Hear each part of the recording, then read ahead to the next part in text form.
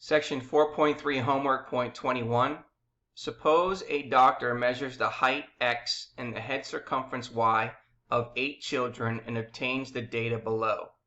The correlation coefficient is 0.827 and the least squares regression line is y hat equals 0.229x plus 11.176. Okay, and we're going to complete parts A through C. The first part, what they want us to do is compute the coefficient of determination, which is r squared. So what we're going to do is we're going to open this up in the StatCrunch. Okay, and then what we want to do is we're going to take this data, select stat, we're going to go down to regression, and then select simple linear.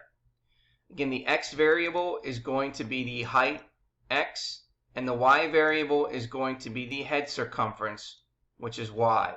Okay, and then what I want to do is I want to come all the way down here. I'm going to go ahead and then just select compute so that we can determine the coefficient of determination. Now I want to point out that in the question it tells us that the linear correlation coefficient is 0.827. Here is the correlation coefficient rounded to 3 decimal places, 0.827. What we want to do is we want to find the coefficient of determination. So if we took this number and we square it, so let's just take that number and square it. Okay, if we take 0.827 and then square it, we're going to get 0.684 rounded to 3 decimal places. Well, if you take a look here on the screen here, if we round this to 3 decimal places, there is our coefficient of determination. Now keep in mind, they want us to write this as a percent. So I'm going to take this value, I'm going to copy it on my next page, just so that we can see this. Okay. And so we have our number of 0.684. So let me go ahead and write that down here. So we have 0.684. If we multiply that by 100%, that means we move this decimal place over twice 0.4%. Okay. So let's go ahead and put that in there. The percent symbol is already here, so all you need to do is put in the number 68.4, and let's check our answer, and there is our result. Okay, now it says to construct a residual plot to verify the requirements of the least squares regression model. So we're going to go back to StatCrunch, okay, and now in the options, we're going to go ahead and select edit. Everything else is pretty much the same here. But what we want to do is we want to create a residual plot. In order to do that, we need to take a look at the graphs.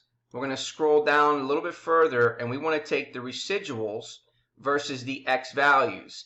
Again, the x values represent the height. And if you look down here, we want to make sure that our x-axis represents the height in inches.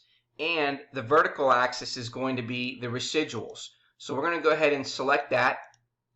Okay, and then now that we have our data in StatCrunch, I'm going to go ahead and then just make this a little bit bigger here so we can take a look at our graph. Okay, so here we have our residuals versus the height.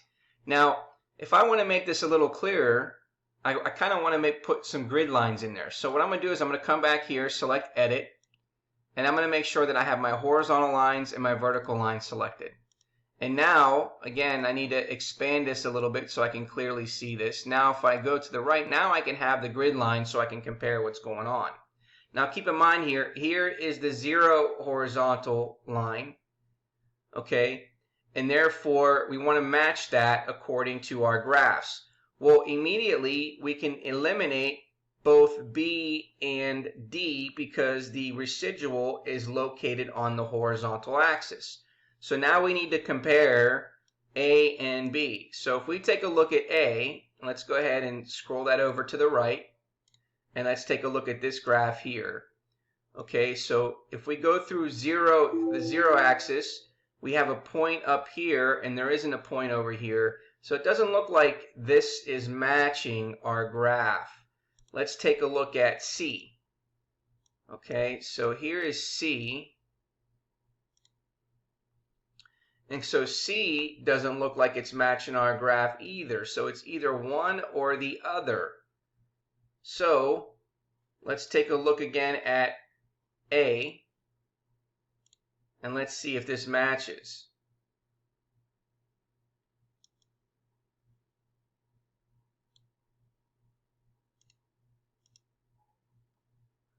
Okay, so if you take a look down here, we have the value of 25, right? This is 24 and this is 25.5. So you want to look at the increments down here. And if you look here, here's 25. Now 25 has a value up here at 0.1. So this would be 25 and then 0.1. Okay, and then if we take a look at the next value here, these two are in the same spot. We can see that these two are in the same spot where it's at 0 here, and then those two, and then those two there. So it looks like it's going to be A, but let's just verify C again, because sometimes you just need to make sure that you're looking at the increments. Okay, so if you take a look at this graph, again, 25 and then 0.1, well, 25 is here, and this is underneath the 0. So therefore, we are going to select A. And there's our result. Okay, now in part C it says interpret the coefficient of determination and comment on the adequacy of the linear model. Well, it says approximately % of the variation in the response variable. So remember here that the percent that we got in part A was 68.4%. So we're going to say that approximately 68.4% of the variation in, now remember, we're looking at the response variable, which is y. So the explanatory variable is x, the response variable is y, which is the head circumference. So we're going to say that approximately 68.4% of the variation in the head circumference is explained by the least squares regression model. According to the residual plot, the linear model appears to be what? Inappropriate or appropriate? Well, we're going to say that it is appropriate. And so therefore, we're checking our result, and therefore it's our answer.